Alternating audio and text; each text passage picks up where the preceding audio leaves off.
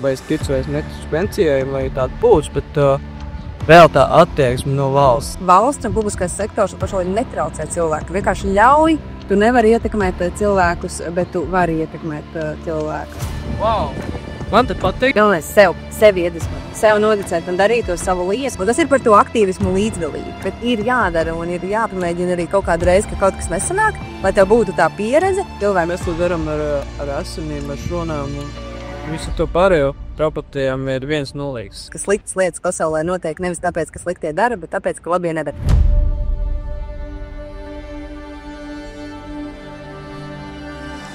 Par sabiedrību, par Latviju, par nākotni, bet galvenais par šīm tojošajām pašvaldību vēlēšanām. Saruna būs uz faktiem balstīta, kas arī būs miksā, protams, ar viedokļiem. Ceru, ka tā patiks, un tad jau skatāmies. Šis ir raidieraksts ar Lieni Dreime. Un vada Edgars Jonaitis. Jā, paldies. Tātad.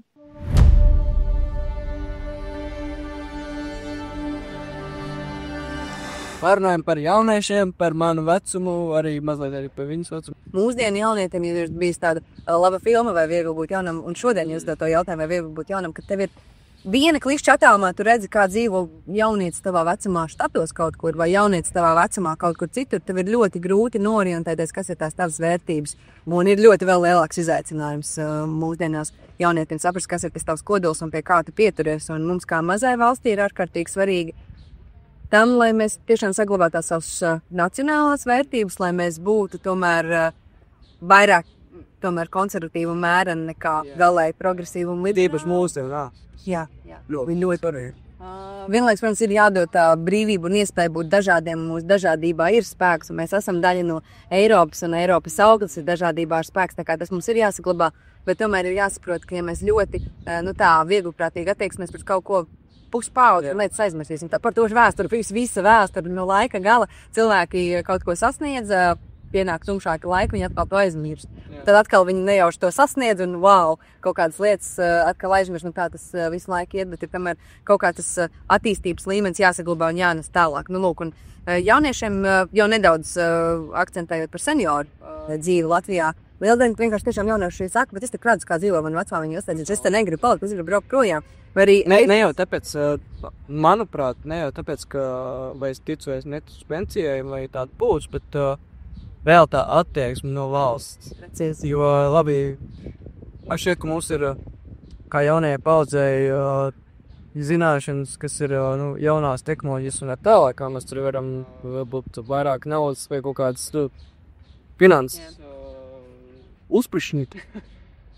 Bet, tā valsts attieksme, kā tiek atbalstīts un viss tas. Precīzāk, kā netiek atbalstīts, tad centiem kaut ko izdarīt, un to visu laiku liek tādus kā šķēršus, un tas ir tas, ko mēs arī gribam pašvaldības darbā redzēt, un arī valstiskā līmenī vēlāk, ka valsts un publiskais sektors pašlaik netraucē cilvēku, vienkārši ļauj kaut kādus procesus atvieglošu. Birokrātija, ko jau tā kā 30 plus gadus runā, ka mazinās birokrātija, bet mēs esam uztaisījuši birokrātiju uz birokrātiju. 30 plus gadus runā, mazinās korupcija, bet ir korupcijas schēma uz korupcijas schēma. Tas labais vienā brīdī Nips, jāgriež nost un jāpārtēlas tās lietas, un vienkārši ar sava paša attieksmi ir jāsaprot, ka tas viss pietiek, līdzīgi kā cilvēkiem ir kaut kāda destruktīvas aktivitātes dzīvesveidā, viņš personīgā dzīvē vienreiz pasaka stop, pietiek, un viņš sāk izmainīt savu dzīvi. Bet tas nenotiek tā uzreiz, tas notiek pa maziem solīšiem, pa bišķīti. Mēs ejam uz priekšu, un tad liekas, ka it kā nekas nemainās, bet tad tu paskaties nogrieznī, un būtiski viss ir uzmainījies. Attieksme tā, kas maina to, kāda būs tā pieeja un tie mazie akcenti. Un, ir tiešām tā, ka liela daļa jau grib un dara to labāko, vienkārši tas rezultāts nesasniedz, jo ir kaut kāda ļoti daudz šķēršu un ir pierasts. Vēl viena liela smaga īstenībā problēma ir Latvijā, un tas ir tas, pie kā ir pierasts. Atbildību novēl, neuzņemties atbildību. Jā. Tur es esmu pateicīga dzīvē, ka man ir tā atbildība, dažreiz pat hiperatbildība, un man ir jāatgādina, kas ir ietekme mana un kas ir manas visas rūpes un tā. Bet atbildības uzņemšanās, un es domāju, ir labas lietas, ko mēs esam izdarījuši, un to arī mēs tajā mācības saturā to pilsonisko līdzdalību prasmi, stiprinot, ka jauniešiem uzņemties atbildību un dot iespēju līdzdarboties pa īsta. Nevis viņiem dot šķietras problēmas, un tagad iedomājieties, kā es arī saviem jauniešiem teicu, un tagad iedomājieties, bet es viņiem teicu, jūs ceļojat laikā, un jūs tagad sēžat pie tā galda, kas pieņem lēmumus, piemēram, sastādot Latvijas valsts budžetu. Tas ir reāli atbildīgi. Jā, es viņiem devu reāli infografiku no Finanšu ministrijas, kā sadalīt naudu. Tagad jūs droši izdzēšat ciparus un sadaliet jūs un paskaidrojiet, kāpēc tieši tā. Nevis viņiem likt iedomāties, ka tur kaut kad, kad jūs būsiet pieaugušie, tad jūs risināsiet īstās pasaules problēmas. Jā, tieši tā. Ir jādod īstās pasaules problēmas, protams, pielāgotas. Tu nevar iedot pavisam mazam bērnam ļoti sarežģītas tēmas vai jaunietim kaut kāda tāda tēma, kas viņam nav galīgi aktuāla, bet arī pat tās, kas nav aktuāls, ir vismaz jāieliek tajā formātā, lai viņiem ir interesanti. Un pa īstam iedot viņiem par katru nobalsot, iesaistīties, kas ir īsta demokrātija. Jo bieži jaunieši sēž pie galda, un tad tie pieaugušie saka, tagad dosim balsi jauniešiem, lūdzu nobalsojiet. Jaunieši saim izcils piemērs. Sastāda deklarācijas un nekas nenotiek. To pašu viņi izdarīja, diemžēl, ar senioriem. Sastādīja deklarāciju un nekas nenotiek. Un tas ir tāpēc, lai parādītu droši par to, ka mēs kaut ko esam nekuru. Višķiņ, bija taču. Es 5 reizes rakstīju, zvanīju 5 reizes ir pašpilot, maz daudz vairāk reizes Latvijas pensionāru savienībai. Zvanīju un vaicāju, kas notiek. Ja ne ar to iniciatīvu, ko es esmu iesniegusi, tad vienmēr varbūt ir papildus, ka šobrīd ir žālē, ka ir jāpiemaksā pie retera žālēm diezgan liela summa, kad noņemiet lūdzu vismaz senioriem to. Mēs vēl vācam viedokli. Es domāju, tie ir viedoklis. Par ko? Kāds netika brīvos? Jā, Dievs. Jā. Tur ir tāda ļoti liela nevēlēšanās lietas izdarīt. Un tas, man liekas, kā tie daži cilvēki naktīs vispār steig gulēt, kur viņiem ir viņu ietekmju zonā jautājums, ko var izmainīt, kas būtisks, ka iedzīvotāji labklājība, bet viņi to nedara.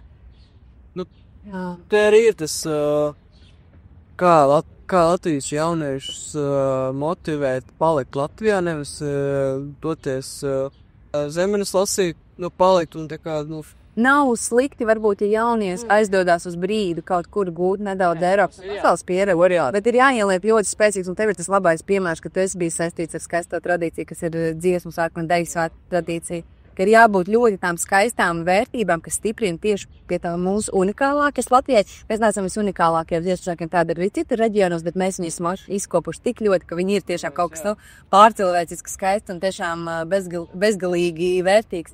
Bet ir jāiedod tas spēcīgais pamatiņš vērtībās jauniešiem skolas laikā vēlums. Var arī vecākā laikā bieži jaunieši sevi... Tas jau arī notiek ģimenē. Jā, ģimene vai skola. Vislabāk ir tā, ko es mīlu par sistēmisko pieeju, tas triviālais teiciens, ir vajadzīgs ciens, lai izaudzinātu bērnu. Un to mēs centāmies arī iestrādāt. Ka bērnam ir kaut kas skolā, klases ietveros, tad ir novads, un es to ļoti labi redzēju ar savu brīnišķīgu Olainas novadu, kur es strādāju kā pašvaldība atbalstu un dot tiešām reāli naudu jauniešiem, taisīt jauniešu projekts. Un bija brīvs skolotāji, kur saka, jūs tagad projektā darīsiet šo un šo.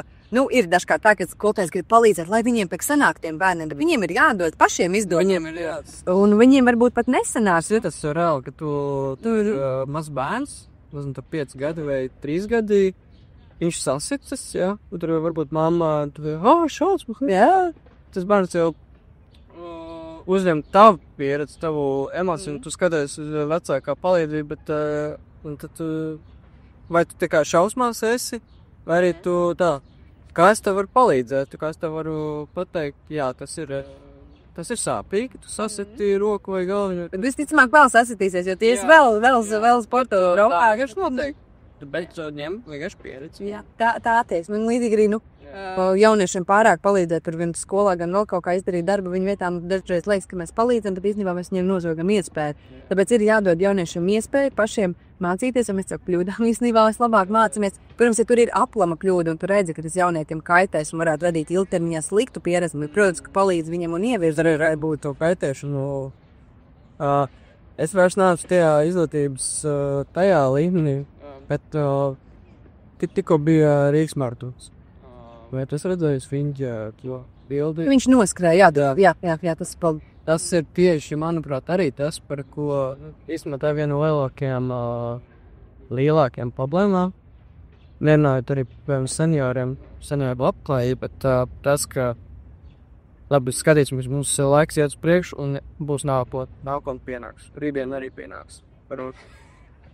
Bet vienmēr pienāk. Jā, bet te tas, ko Pints arī pats pateica, parādīja savu piemēru, viņš noskrēja maratonu, bet viņš Jā, nu tā ļoti brīnišķīgi, un tur man ir prieks par maniem kādreiziem kolēģiem, ja tas bija iespējamās misijas Indijāts pasākums, un viņas ir brīnišķīgs mākslinieks, ko jaunieši zina, un tieši tas formāts, kā arī riesonis. Jā, tieši tā, un tas ir tas jaukais labais piemērs, un tas, ko es minēju, ka mēs te esam tik maz, un mēs varam viens otru ļoti pozitīvi ietekmēt. Ir tas teiciens, angliski viņš ir pat iztulpošu, tu nevari ietekmēt cilvēkus, bet tu vari ietekmēt cilvēkus. Nu, tā kā... Tā ironija. Jā, tu nevari, bet īstenībā tu vari, pa mazam, pa drusciņai īstenībā mēs varam. Un es laikam, ko cilvēki domā par vēlēšanu. Ko tur es, tur jau visur izdomās un tā, bet tu pēc tam skaties televizorā pats, ka, kādi tur rezultāti būs, jā. Tā kā tu piedalies un nepiedalies, Man pat gribās vairāk virzīties uz to, ka nevis mēs ietekmējam, jo tas tā kā atņem cilvēkam varbūt viņa paša vēlmu un grib, bet ka mēs iedvesmojam uz labām un veselīgām, jēdzīgām lietām, kas mūs dara laimīgākas un iedvesmojam un stiprinam.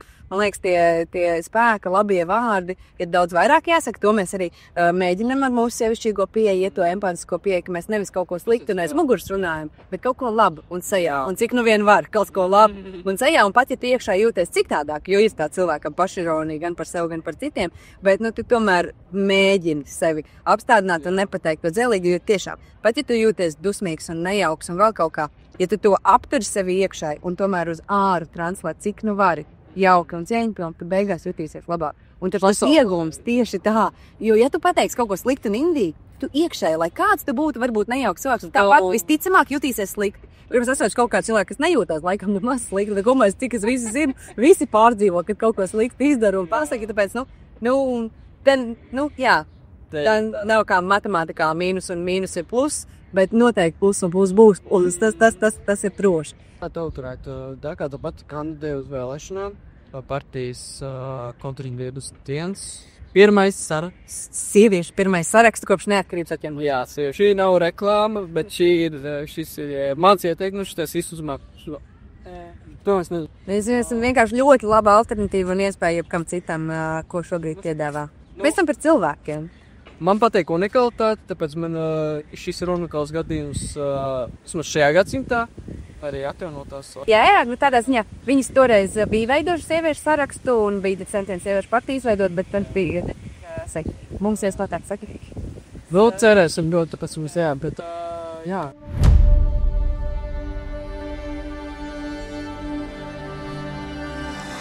Kā pašvaldības līmeni var radīt, izveidot tādu biti, ka jauniešiem ir dietas. Wow! Man te patīk. Viens ir, ka tā vidē vispār jābūt pilsētā un Latvijā cilvēkiem draudzīgākai, jaukākai. Tad mēs varam atļauties ar cilvēkiem centrā. Cilvēks pamatētīgi iebūs centrā jebkuram procesam. Mēs opīgi valstis, ka dzīvosim labāk un labklājīgāk, un arī tiem uzņēmējiem, kas grib probelnīt, arī viņi varēs probelnīt nevis ar politiku to kaut kā kārtot. Pat otrs ir par to, ka jūties nozīmīgs skopiems spēks, ka mēs ļaujam iespēju un stiprākām piedrošinās un to, ka cilvēki citam kā kopiena palīdz. Un jauniešiem sevišķi ir jādod iespējams ir daudz labi piemēri. Gan arī Rīgā ik laikam mums ir pavīt kaut kāds labs idejas par jauniešu domēm un visu ko citu. Un mēs jau esam iestrādājuši, lai būtu tās skolēnu domas un jaunieši izdarbotos, bet ļaut viņiem darboties, neierobežot, nenozagt viņiem iespēju un ļaut viņiem brīvi būt un iesaistīties un parādīt to, ka viņi viedoklim un balsī ir nozīme. Vienlaiks, protams, mums ir jāsaprot, un man ļoti patīk tāla austrumu kultūra, kur Japānā ir senais sensejs, un tad ir māceklis, lai nevis rietumos kā ir jaunais pravietiskais jaunietis un nobar veco senseju. Tā nevajadzētu būt. Vajadzētu līdzsvarot to. Jaunietim ir viņa jaunības deksme un enerģija, bet tā pieredzējušā cilvēka nozīme arī ir svarīga, un tas ir jāsamēro. Tieši tā. Cienam un respektējam, jo jauniešiem ir tās kvalitātes, kas nebūs vecākai paudzei. Daudz cenšas tagad samātīties mākslīgo intelektu un vēl ko citu, bet jaunieši, kas ir digitālās paudzes bērni, viņi ir dabas. Tieši tā. Un tur ir tas ieguvums, ka mēs zinām, vecākai paudzei ir pamatzināšanas, viņi ir to nostiprinājuši un paši galvā zina. Jaunieši zina, kur ātri sakurčināt un atrast intamurā.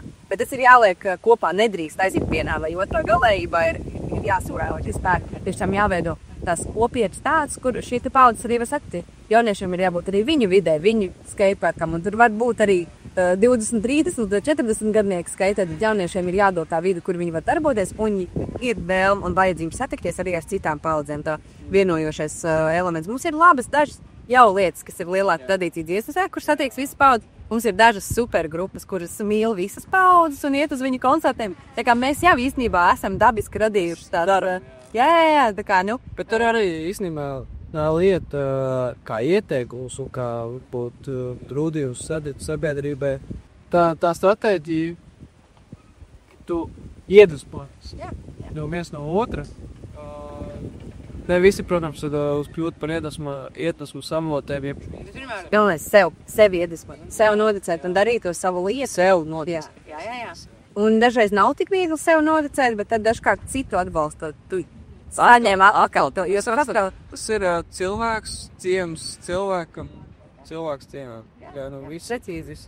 Ja tev viss ir grūti, labu vārdu, iedot citam labu vārdu, sajutīsies labi. Tur ir tā burvība, jo, tas vienkārši, tur tā labā enerģija daudz ātrāk vairos. Mans triviāli jaukais teiciens, ka sliktas lietas pasaulē notiek nevis tāpēc, ka sliktie dara, bet tāpēc, ka labie nedara. Tas nav man, tas īstenībā ir Mārtiņš Luters, bet man ļoti patīk šis teiciens, jo tā tiešām ir. Un tas ir par to aktīvismu līdzdalību. Bet tev ir vērts uzrakstīt to iesniegumu vai uzrakstīt savu ideju vai pateikt kādam dombiedram, kam ir iespēja to ideju tālāk īstenot un neatmest to ideju. Varbūt šodien tev nenoderēs, bet pēc kādu laiku vēl es tev ilgi pārmetu, vai uzrakstīju maģistru, kurā tu 19. 18. 20. gadā, un tad ilgi kā neko nedarīju. Bet tieši šobrīd īstenībā tā bija visvairāk vēl vajadzīgā lieta, un pat mums iespēja... Tā ir investīcija. Tad bija iespēja satikt mazmeitu bērns pīpīs, viņa saka, ko tu Lienīt uztraucies? Es te esmu vairāk nekā 20 gadus, un es sev pārmetu, kas nedaru. Un tu man bija tāds, laikam jau viss kārtībā, ka es tos dažus gadus neko nedarīju. Tagad es to varēju ar daudz lielāku jaudu un pareizajā laikā. Tas idejas satiek iespējas, bet ir jādara un ir jāpamēģina arī kaut kādu reizi, ka kaut kas nesanāk, lai tev būtu tā pieredze. Vienlaiks atkal es dzirdu atkal cilvēks, kas ir tādi ļoti aktīvi un visu kaut ko dara, gan jaunieši, gan vidējā paudze, ka nogurst un nevar jau vairs. Un tur atkal vēl izdegšana arī. Jā, tā izdegšana, tas man liekas būs, ir jau principā pilnīgi normāla pazīme, diemžēl, visām profesijām vienkārši, bet tur atkal tas kopienas spēks, ko es kā profesionāli piedzīvos, mēs atbalstījām cits cipru. Ka tev ir cilvēki, kas tev atbalstīs, tev būs grūtāk. Bet, protams, tev arī pašam ir jābūt, ko pašā sākumā teikt, kas tavs resurs, kā tu sevi pats uzlādē un uzmundrini dienās, kas ne jau katru dienu ir vienmēr tik superīgi. Kopumā ir katru dienu. Ir brīnišķīgi. Kopsaucējs mums ir tāds. Cilvēks cilvēkiem, cilvēki cilvēkam, cilvēcība, cilvēks kā vērtība. Un tad tu vari pateikt tā, ka, ja tu gadījumā tur esi ievēlēt, un tā mēs sākam transformēt. Jā, cilvēks ir odeklis, tas ir par to dolēnto ideoloģiju. Jā. Jo kopumā jau kā mēs esam viegli lasām būtnes un algoritmi ļoti labi strādā. Kā mūs nolasīt, bet tomēr ir kaut kādas lietas, ko cilvēks var izdarīt. Mēs to darām ar asinīm, ar šonām un visu to pārējo. Propatējām ir viens nolīgs. Jā. Un tad, kad mēs citi iedvesmojam tādām labām lietām porītās, citas dāmas, kas ir jau pieredzējušas tos laikus, kas bija atmodas un neatkarības atjaunošanas laiks, un saka, ka tad bija tas kaut kas, jo tas arī bija diezgan neiedomājami, ka pēkšņi kaut kā tās Baltijas valstis sāks par to runāt, un tā nereālā ideja, kas vienkārši pusgadsimtu dzīvoja brīvās pasaules presē tikai un aizbraukt šo trimdenieku stāstos, un šeit cilvēkiem ļoti klusi virtuvēs, pēkšņi viņš bija uz darba kārtības jautājumu, un tagad pasaules vēstures lapas liek mūsu Baltijas ceļu kā vienkārši neiedomājamāko vēstures.